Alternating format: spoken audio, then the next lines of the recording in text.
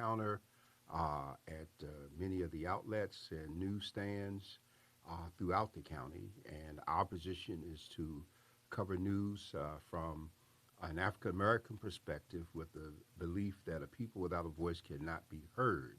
So we are the voice of San Diego's African and African American communities and those who seek to join in and participate as we take a position of advocacy on behalf of the community. And we're concerned about the things affecting not only our community here, but we are also concerned in terms of county, state, national, and international. And all of these things are of primary importance. Right now, as we partner with GOD Radio, with Dr. Leonard Thompson, we both have a very strong commitment to making sure we do everything we can in these last days of the census and that we really stimulate voter registration and participation because we are in the midst of a voter suppression conspiracy, which I'm going to talk more about today. If you wish to share with us, you may reach us at 858-251-6111. That's 858-251-6111. And that's GOD Radio 1. Or you may follow us on Facebook, and we'll be excited about the opportunity to share with you. So, Dr. Thompson, here we are once again. I'm excited that we're here, and uh, we just got a lot to talk about. Man, oh man, oh man. The press, I don't know if you know what. I'm gonna start off with some positive news first, before we go to the nonsense of it all. But I really want to talk about Breonna Taylor. Breonna Taylor and this settlement that just took place, and I want to talk about that. But then I also want to just backtrack and talk about the chain of events that led up to this, because I got some questions. Because everybody's saying they're looking for the officers to be arrested. I have some questions that I want to pose to you, but let's talk about the settlement Well, first. why don't you share what you have with about the settlement, and then we'll go from that standpoint. Well, first of all, it was a $20 million settlement, which will not bring her back, and also it came with reform, police reforms, talking about social workers going on calls when it is a mental health issue, and really trying to bring about some changes in the system. And so when I began to look at this, there were a couple of questions that came in my mind because there was a no knock warrant. Okay. Yes. So my question first came in is who issued the warrant? You know what I'm saying? Because the warrant had to have the address on it, right? Well, it's supposed to have the address. It's supposed to be signed by a judge. And last I checked, there was some difficulty in finding the original warrant, and there was some question about when it was signed and who signed it, and all of a sudden everybody didn't know about it. And not only with Breonna Taylor, but we've had this situation happen so many times around this country over the past 40 years that it's almost hard to believe that it's still going on. Mm-hmm. Back some 40 years ago, a major case was one involved a man in Virginia, I believe, outside of Washington, where they did the same kind of no-knock, went in his house, ended up shooting him. He ended up being paralyzed for life. It turns out they hit the wrong house Mm-hmm. again. And of course, they try to fight it after they get caught with this kind of foolishness. And you're right, the money won't bring people back any more than the sister in Texas that supposedly committed suicide. And her mother made it very clear in the settlement that it wasn't about the money, it was about the reform. And I think that's very noble that we have black families in the midst of their losses are concerned about the community as a whole and are making that concern known as they go through this. We're going to have wrongful death lawsuits every time there is such an action. The family members are going to sue in terms of they expect it. We had a situation here where a family tried to do a wrongful death suit after the murder of Mr. Du Bois over in southeastern San Diego Mm-hmm. when they broke in his house the wrong way, killed him, and injured his wife looking for his children. And the people tried to stay with the case. It went all the way into the federal court and got thrown out. So they just haven't been as friendly as they should be in terms of acknowledging it. And part of the reason the police departments don't want to acknowledge wrong is because the police unions have clauses written into the contract which says that they can't ever say that they're wrong, which makes it look like they're insensitive, but they're more concerned about the contract than they are about the relationship with the community. Yeah. And so that was the thing that I began to ask questions like, where did the warrant come from? Who put the address on it? Because when we really talk about reform, we have to talk about the inception of where it went wrong. Now, if the warrant had the right address on it, then we have to ask ourselves the question, did anybody read the warrant? You know what I'm saying? Or is there a comprehension problem with our police officers that they cannot read it? Well, Dr. Thompson, I think that is as important as those technical points are, they're secondary to a culture and an attitude that really doesn't care about what the warrant says. Mm-hmm. That just like she was murdered in that way. Remember, there was a sister a few months ago who was in a house with her nephew, and they were playing video games or something. Somebody made a call. The cops came and shot through the window and killed the person. Mm-hmm. We just have a trigger happy police scenario. And I want to say on this while we're talking about this, one of the predictions I made, unfortunately, came true last week.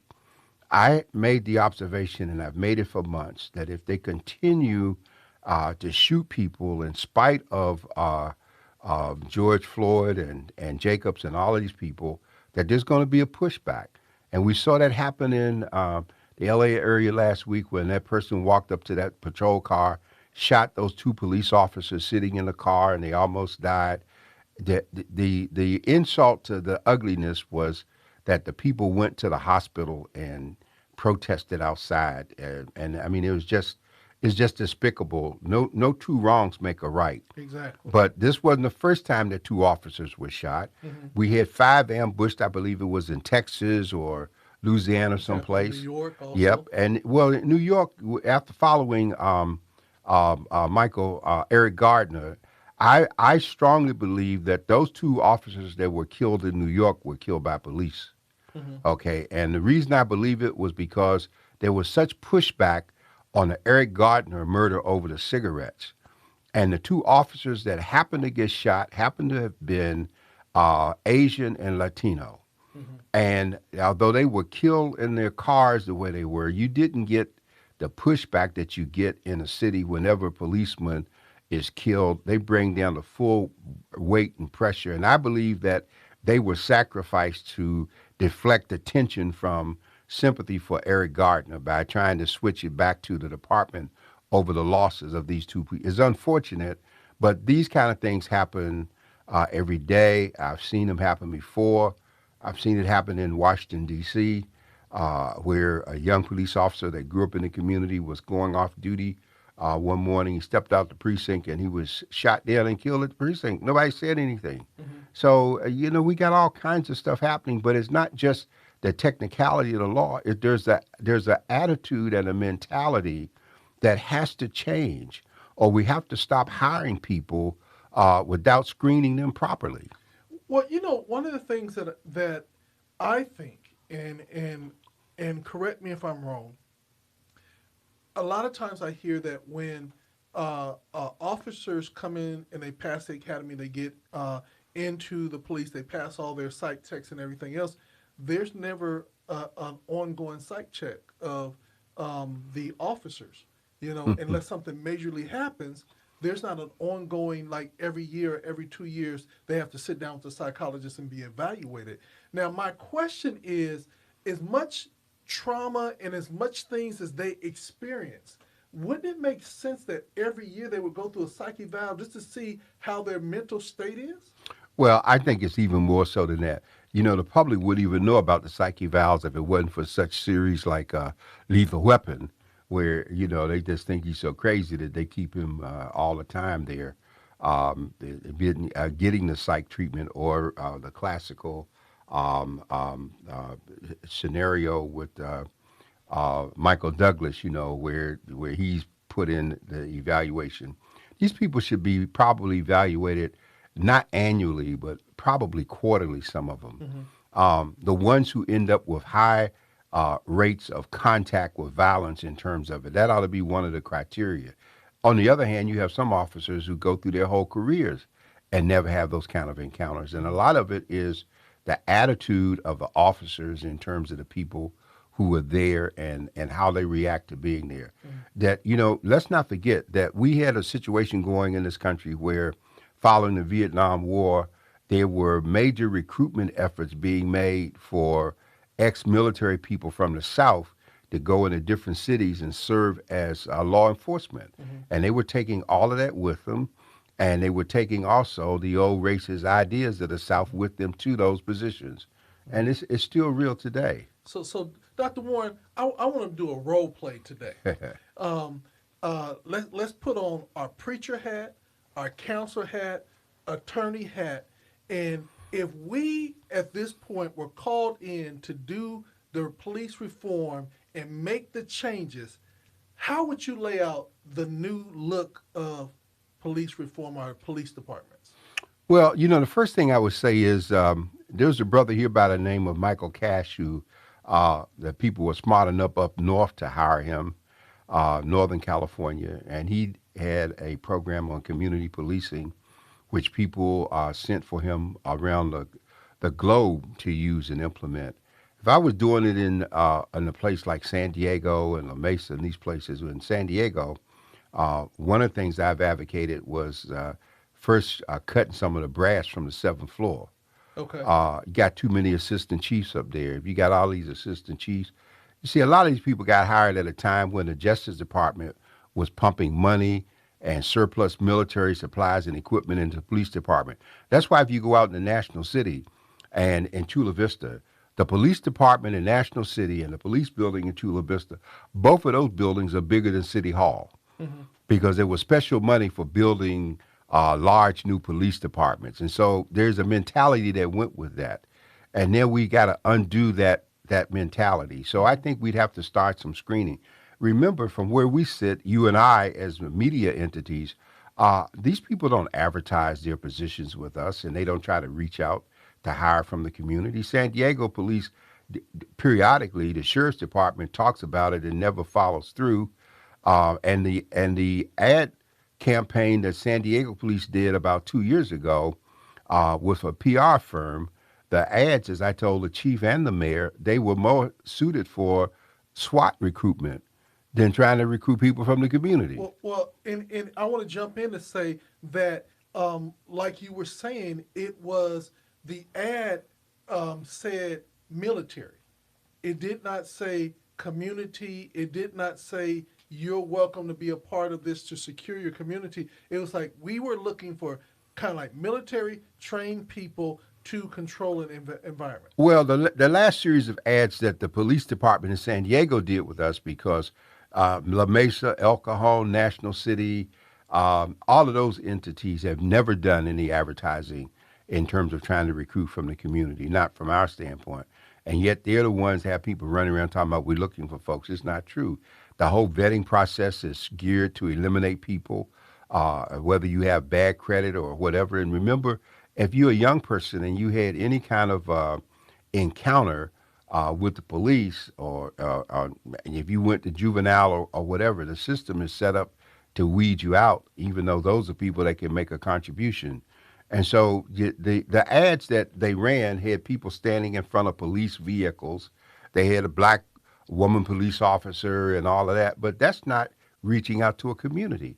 And I shared with Ness, like, you remember the commercial that the Marines had, the few, the good, the proud, the beautiful? Okay, that kind of thing appealed to a young person.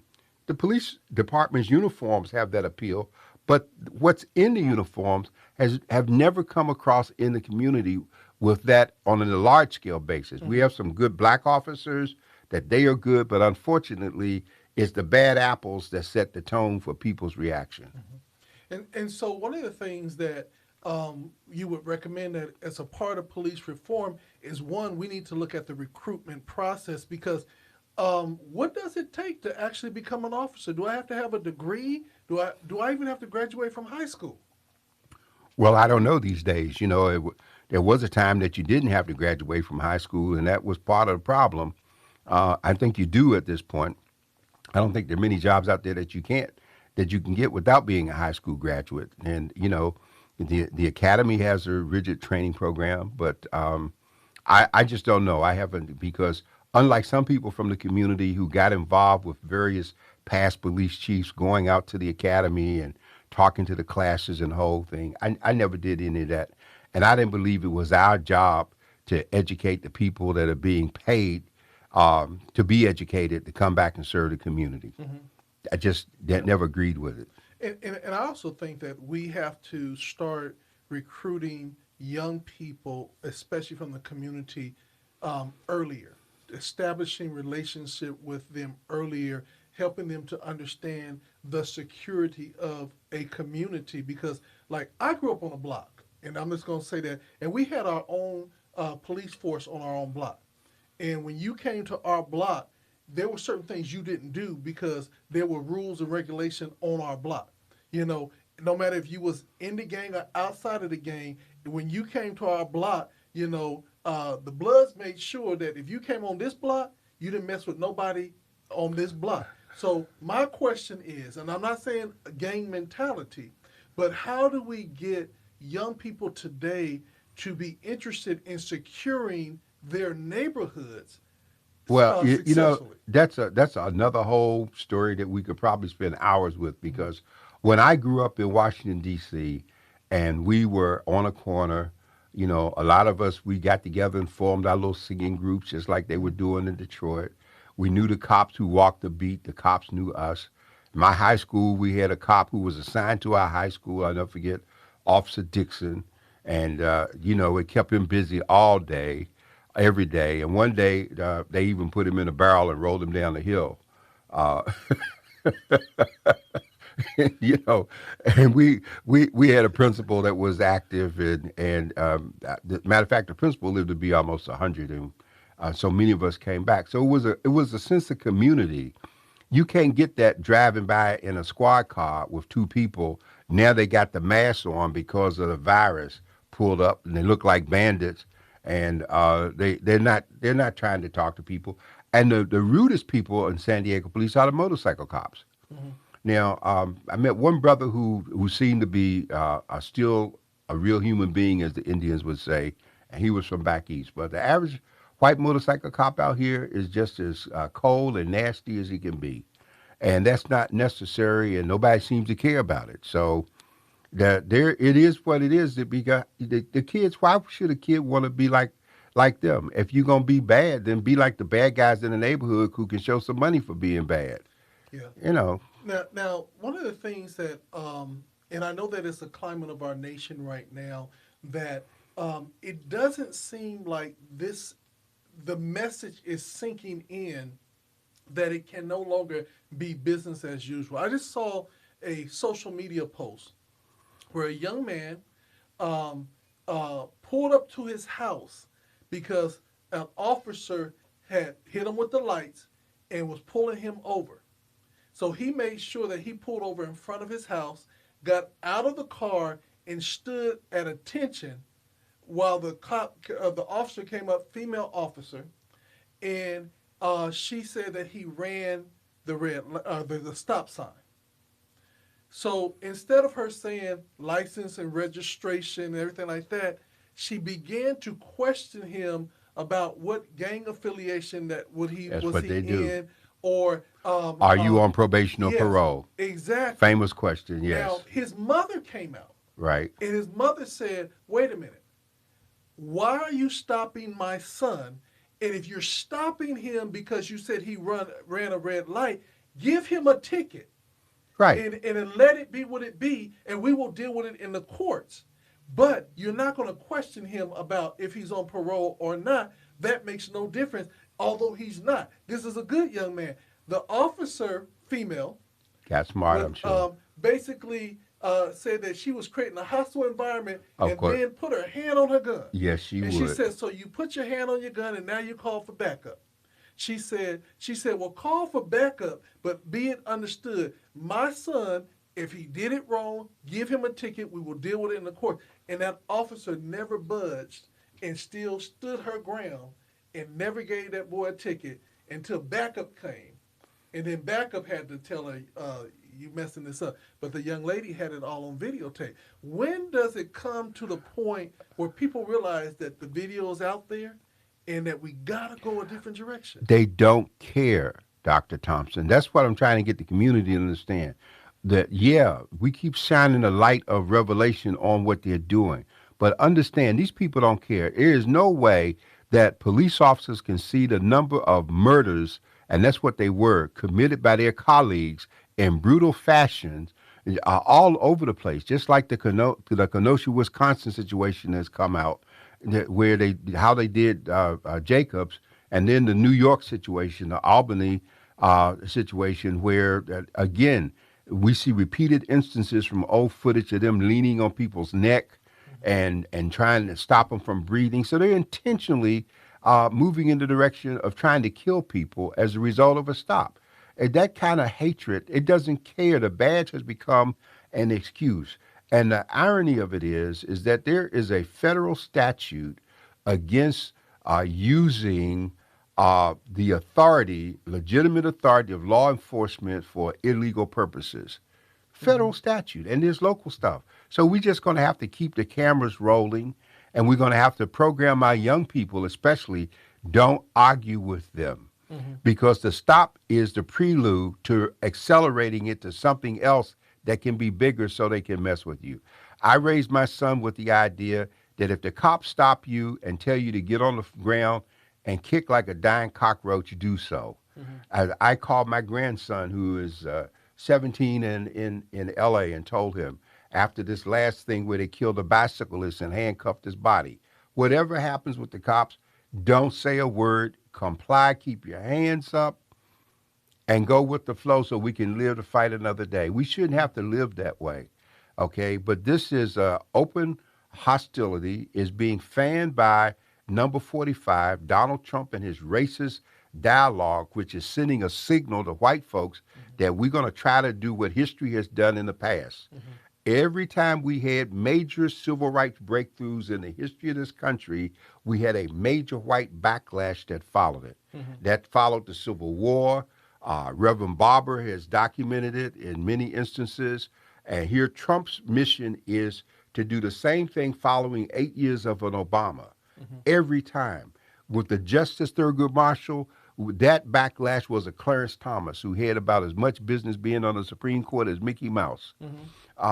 It's a planned reaction. The difference this time is that the young white kids and the white people of age and maturity who have joined in are for the first time in the history of this country, making a reversal of what took place. And when I say for the first time, their actions are different than most of the whites who supported the civil rights movement. Now, I don't take nothing from those people, Viola Lusa and all of those people who were actually murdered going south.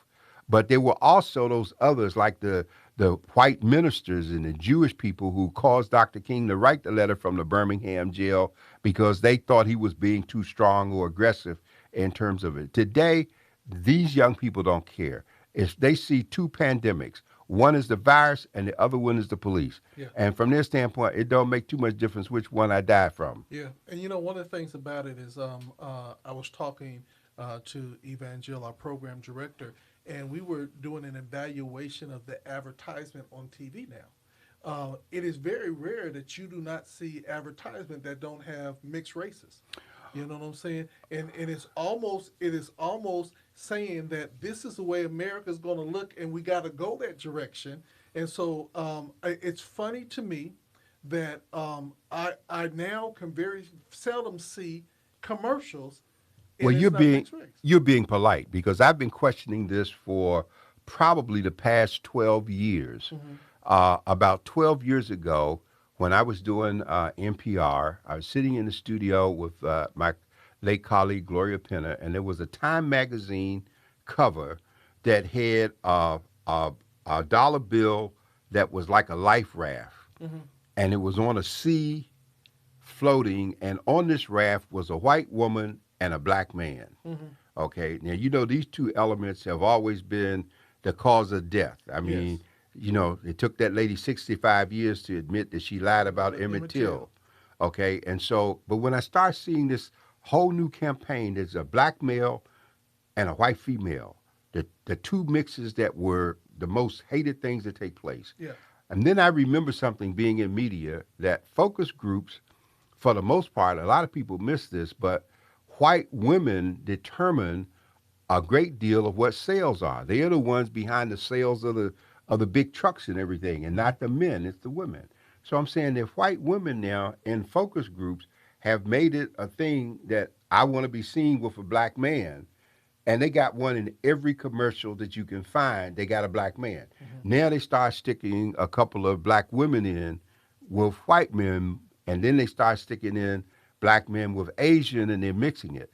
So now the official explanation coming forth is that this new attitude in marketing is a reflection of the browning of America and the diversity, but the diversity issue never before superseded racism. Hmm.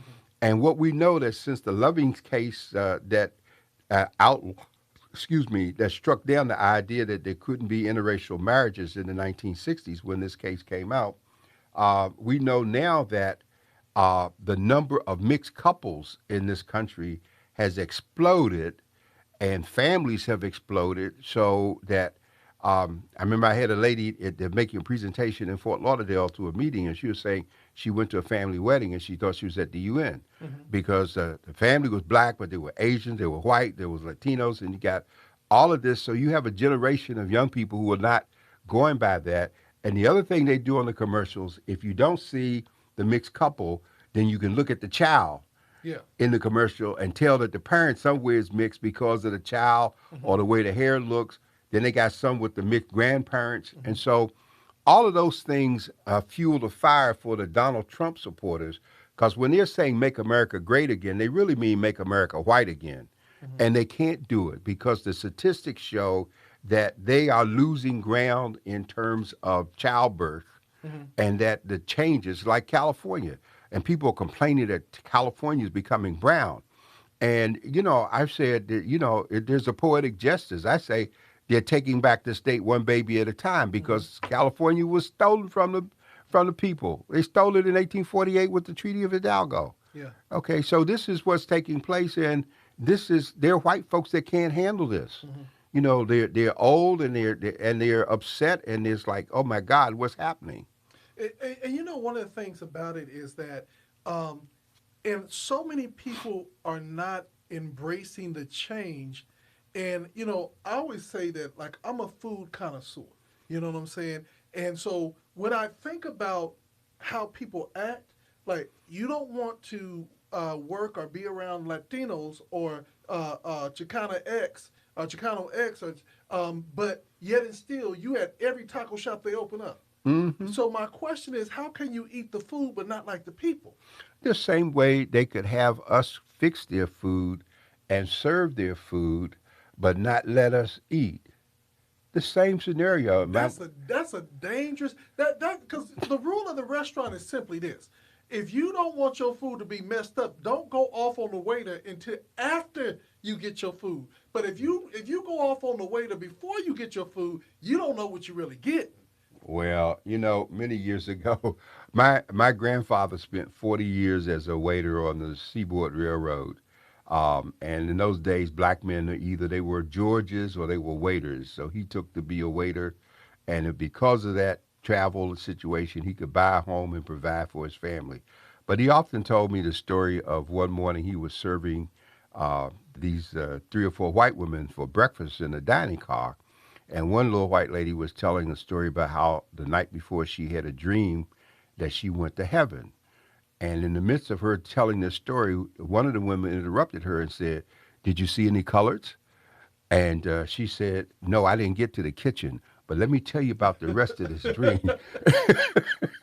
So, I was Wow. like, it was like automatic, just assumption that if you went to heaven, well, we're gonna be serving you up there Mhm. because in your mind you have fixed this. And so, yeah, that element is dying, but there's a resistance and there's a fear, and so this is important. But we need to understand our history. That's why I think every young person should see the help and they should see the butler. Well, Those two movies need to be made mandatory viewing for a generation today. That we can't. A lot of us can't share information, and they need the benefit of what we did and suffered to make it possible for them to be where they are. and I think it is. And but here's a little tidbit, is that it saddens me at this season that it seems like our Caucasian brothers and sisters have more interest in Black history than sometimes we have. And they can literally break it down because I asked the question, how can you be white all of your life but still be able to perpetrate a black woman or a black man in a university and they would have never known unless you told them. Say that again. How can you perpetrate being a black woman or a black man at a university teaching Africana studies? Everybody thinks you just light skinned, and until you got so convicted, you told everybody still thought that you was black.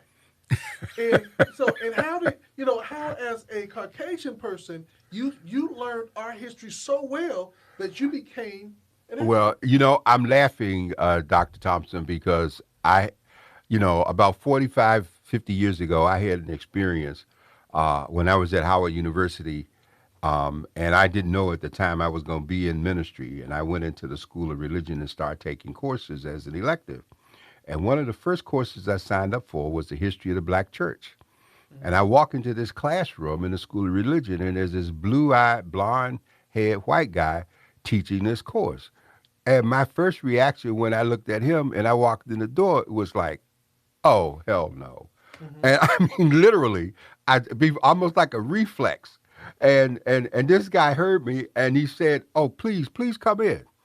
And he says, just sit for a moment. And he says, and if you don't agree, no hard feelings, you're free to leave. And he threw me off with his humanity. And I ended up staying and taking this course from him. And the irony is that I learned more about the black church from him than I had learned all my life of growing up in a black church. Mm-hmm. Okay, so what happens is that people who study us often learn more about us than we know about ourselves. Mm-hmm. The problem is we can't allow that to happen. And I like the bill that Assemblywoman woman Weber recently passed and that the governor signed that makes the studies of African American history important. Mm-hmm. Because when it first came out years ago in our day, we didn't want to do it, and we didn't want our kids to do it because we didn't want to get so caught up in black that we didn't have a skill to get a job afterwards. And they were so afraid that the history stopped at slavery. You know Right, what I'm saying? right. And for so many people, that's where they get stuck on, and they don't go further back to understand. Before there was slavery, there were civilizations that were very advanced and very progressive, even more progressive than the state that enslaved the people. Well, it's important, as you're saying, for us to study because without us studying it, history will be rewritten and will write us out. Mm-hmm. We got people living right here in California that just celebrated, I believe, 200 years of what independence or history or however they put it together. But most people don't realize that this state is named after Mm-hmm. a black Indian woman. Mm-hmm. Okay, and so they say, Yeah, "What? yeah. Yeah, she was black, and so we need to. These little details are important for us to know. Yeah. And if they go to San Francisco, there's a hotel, and they got in the room of Dons, they actually have a full mural of her, Queen Calafia. Yes, They have a full Califia. mural of the queen that California was named after. Now, Dr. Warren, I know that we got to take a commercial break. Right. But I want to come back and I want to talk about the quote unquote Great Peace Treaty agreement today, and I also want us to end off with challenging our community people that even though we disagree with organizations, the only way we can change it is get involved, and we got to be involved, and because we can complain all we want to, but if we Yes. don't have a seat at the table. We're on the menu. Yes, yes, yes.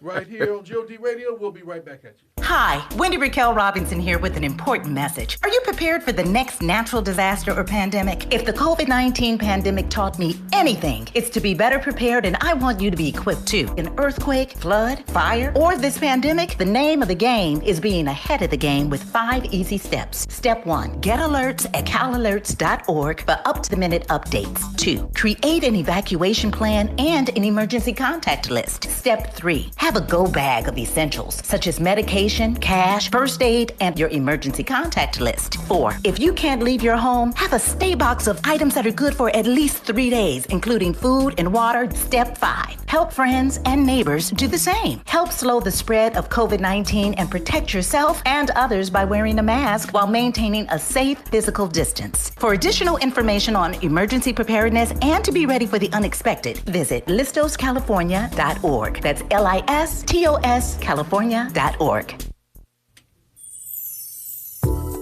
This message is brought to you by the San Diego County Register of Voters, reminding you to vote safer San Diego.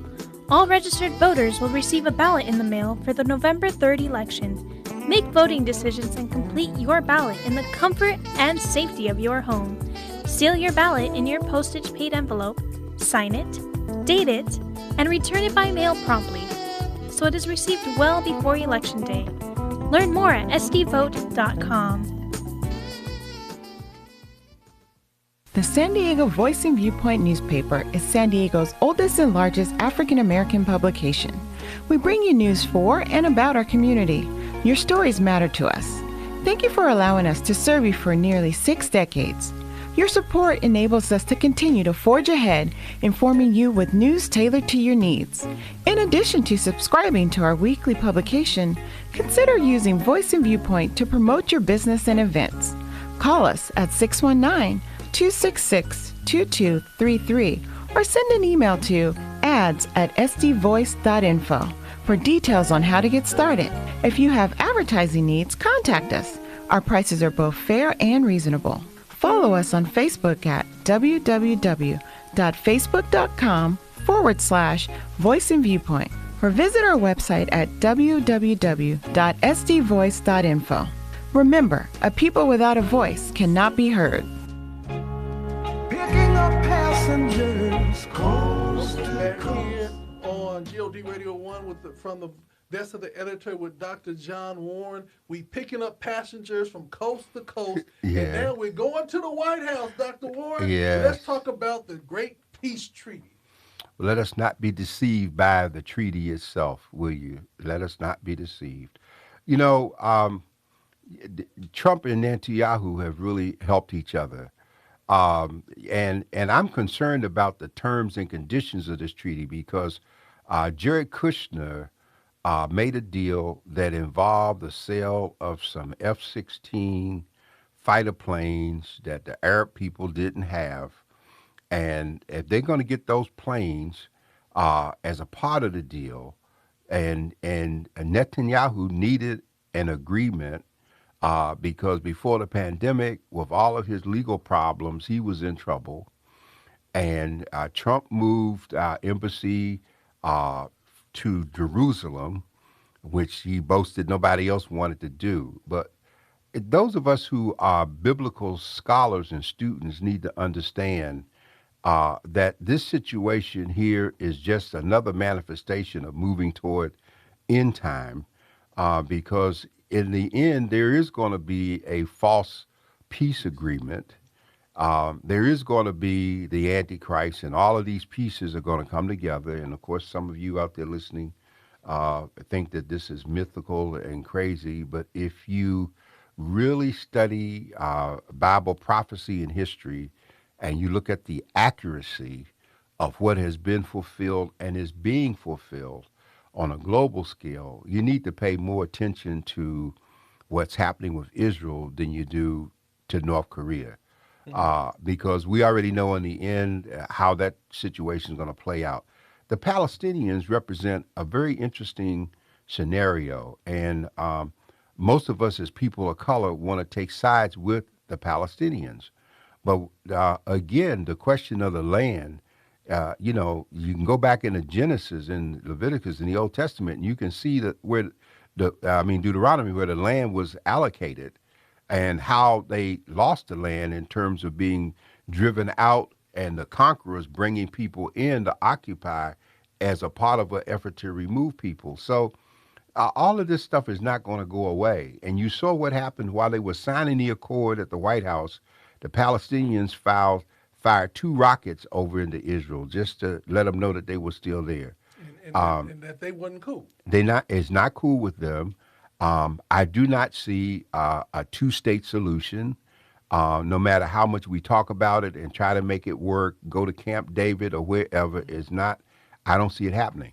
We can acknowledge these things, but I don't want us to get lost in it because we got bigger fish to fry in terms of right here at home and keeping our eye on what's happening over there because it is going to affect us. Well, when I was looking at it and reading up on it, everything had to do with economics and getting Always. and getting everything working together and tourism and everything else. And it's almost like the capitalistic way will make everybody get along because everybody will make money. And that's a farce because if that was the case, they could have did that themselves. Mm-hmm. But so I think that what I call this time in Donald Trump's era is the grasp for straws, trying to find something that will stick upon the wall. I'm the great peacemaker. I did something that nobody else did. I did something that Carter couldn't do, that Clinton couldn't do. And it's always about, and this is the thing that I say to Dr. Warren, when people come to me and I consult them on running for campaigns, I say, run your race.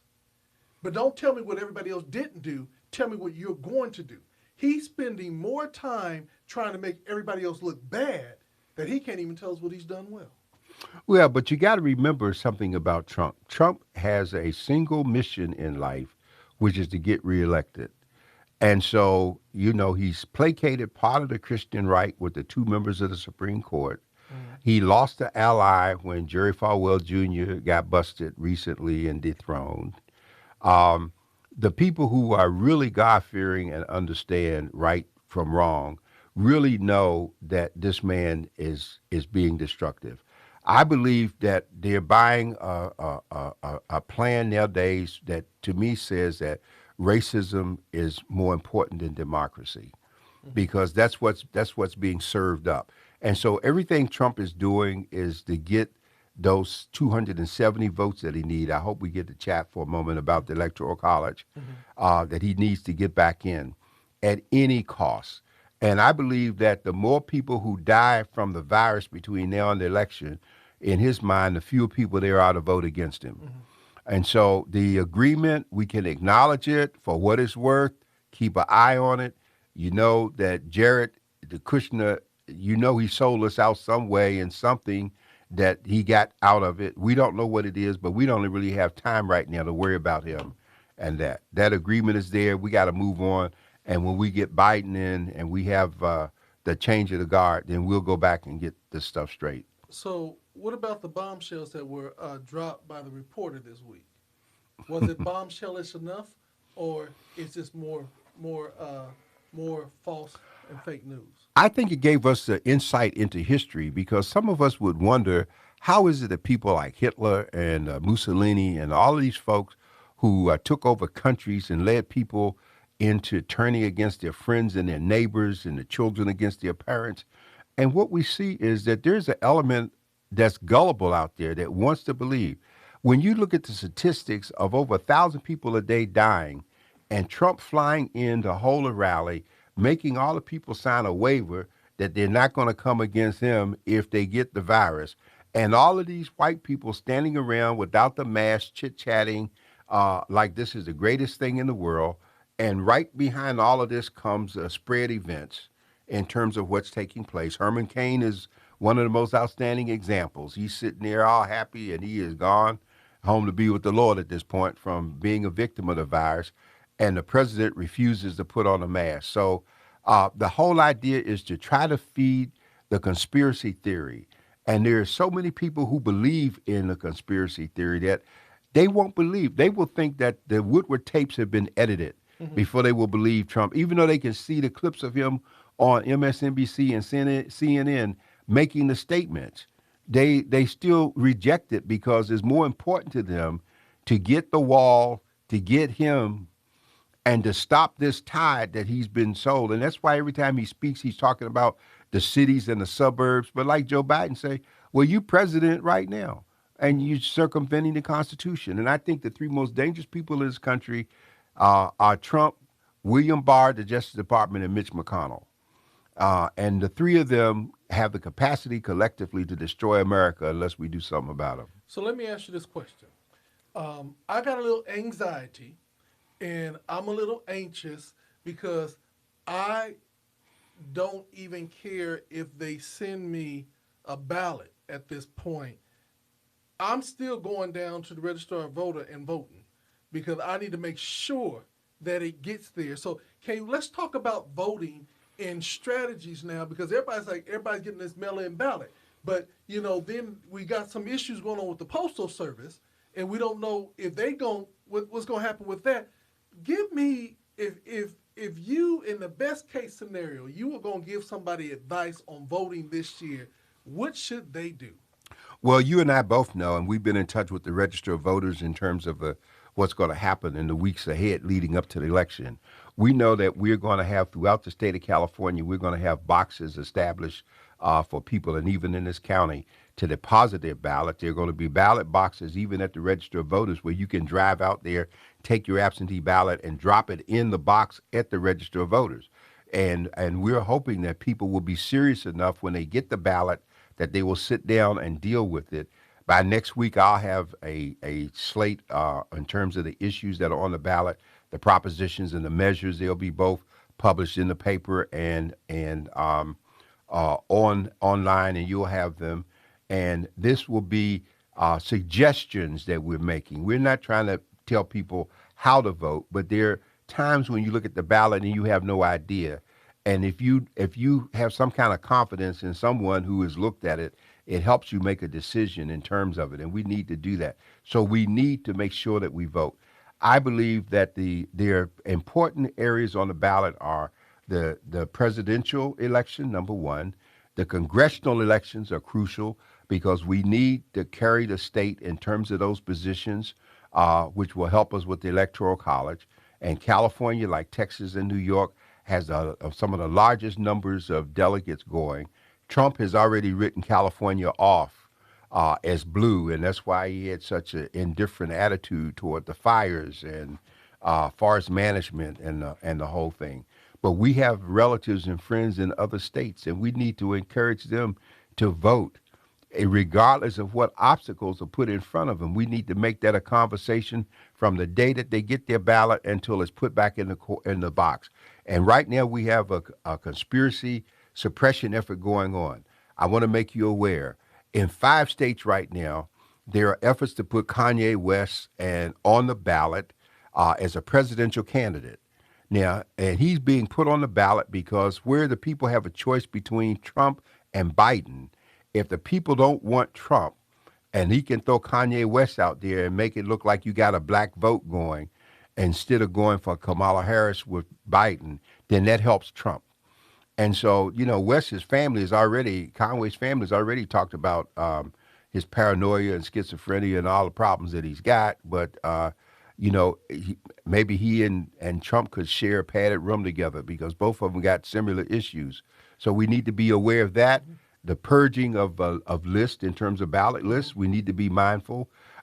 Judges are stepping in and stopping the removal of drop boxes in a number of states where they're trying to do that.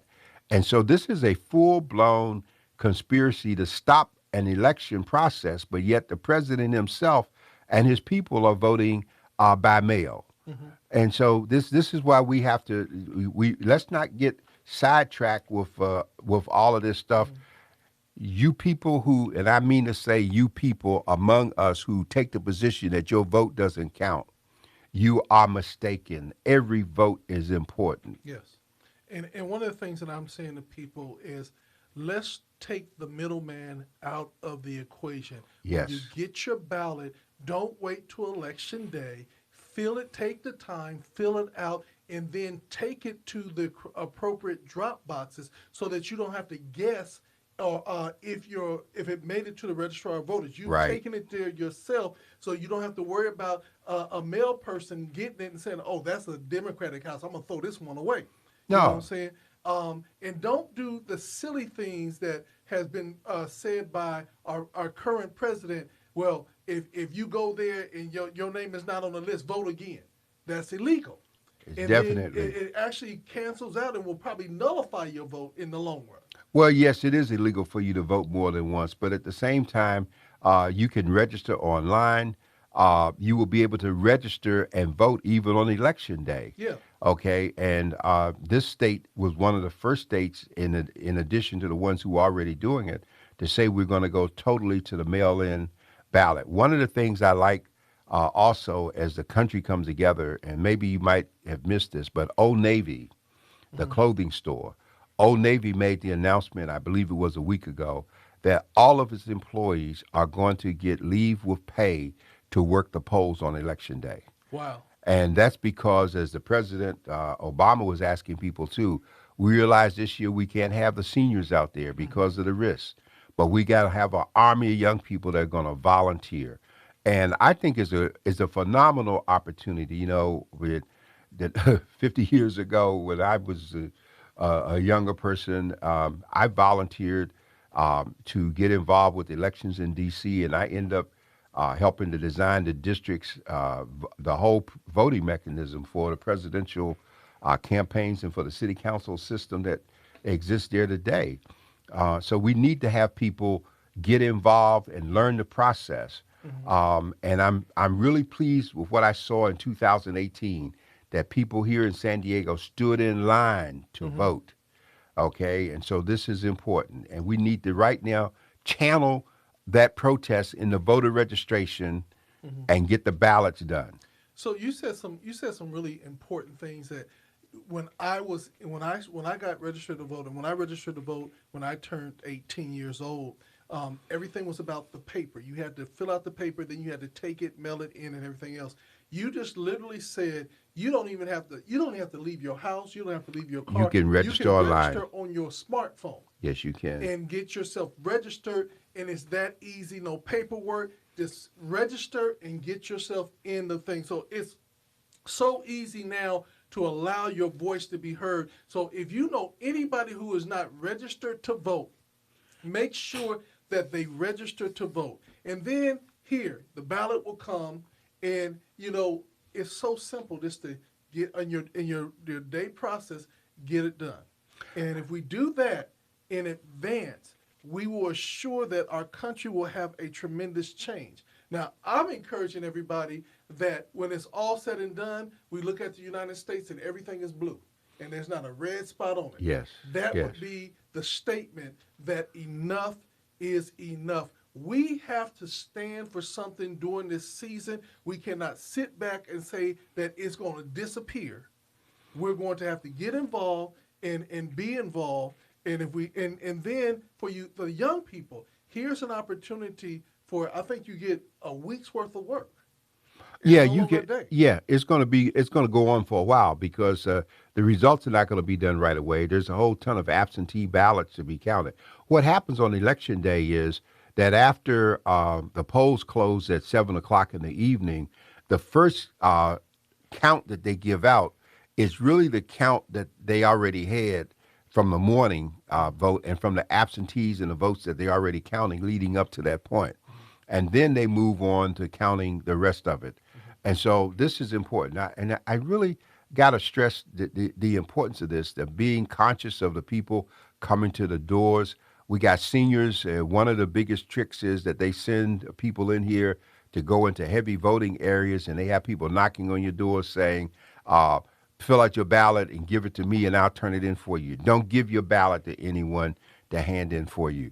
If you can't go, let a family member go, and somebody that will turn your ballot and put it in the mail, and you know that it gets there, because people have been caught dumping ballots to make sure that they didn't get in, and we want to make sure we don't have that happen. So just for clarification, do the polls close at 7 or 8 in California? I believe the polls close at 7. Okay. At 7:00.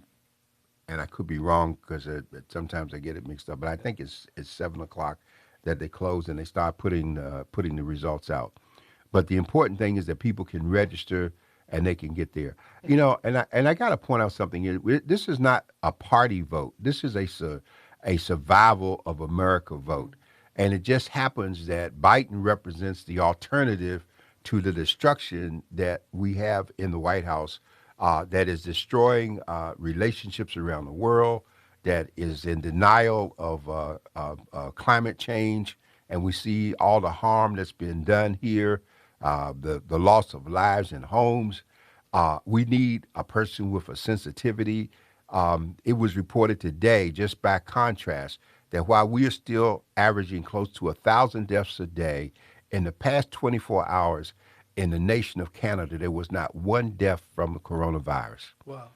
And that's because of the extent to which people have mobilized and organized to deal with it.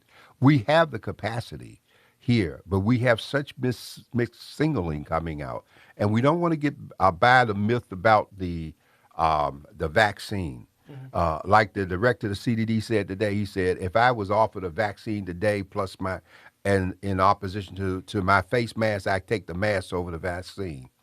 And so I would also want to say this. I know time is running out. This week I have a front page story dealing with the Electoral College. And it deals with Trump, Biden, and the Electoral College. It explains, for those who don't understand, how that college works in terms of those votes that come together, because you will recall that Hillary Clinton beat Trump by 3 million popular votes, but it was the Electoral College that put him in place, and that's what he's playing to as he makes these trips. He's going into those states where he thinks he can count those numbers. 33 states have a scenario where the pledges that are obligated to vote, and at least 10 states have a situation where it's all or nothing in terms of the votes being placed. And I also discussed a Supreme Court case that came down in this past July that mandated that those who were elected or appointed as delegates, as electors to the college, must vote the way the state says, as opposed to changing and switching up. So there's a lot there in terms of understanding the process and how it was set up. The more you know, the more informed you are, the better you are to make decisions. Well, Dr. Warren, next week we have a special guest coming in. Yes. And will we continue the conversation on the Electoral College next week? But I would also like for you to share about the special guest that's coming. Well, next week, our special guest is a young lady by the name of Taisha Brown, who is chairperson of the African American Caucus of the California State Democratic Party. And she comes out of San Diego. She's very involved. It has been with labor and EDD when she was doing stuff with the state. But this is a very important position because, as you know, with Kamala Harris running as vice president, we're going to have a senatorial seat vacant. We got to look at who's going to go into that seat. We have another assembly member by the name of Leona Gonzalez, who has already indicated that she plans to be the first Latina Secretary of State, and her goal ultimately is to become governor. And so we got a lot of politics at work here, and we need to be aware so that we're involved and not an afterthought. And because of people like Ms. Brown and Dr. Weber, San Diego Assembly District components have been very active in the state party. Where San Diego years ago, when I ran for the Assembly and for the Senate, we didn't have that kind of support for Southern California. So we're going to have a great time next week. We invite you to look at the paper, go online if you need to, and follow up if you have questions. We're going to be doing more and more education in terms of the whole voting process. Because if you have a question, then somebody else has a question, and we don't want to let those questions go. Lastly, I want you to look at how you can be of service to someone. The Voice and Viewpoint continues to put papers every week in almost 2,000 baskets and boxes of food being distributed every week.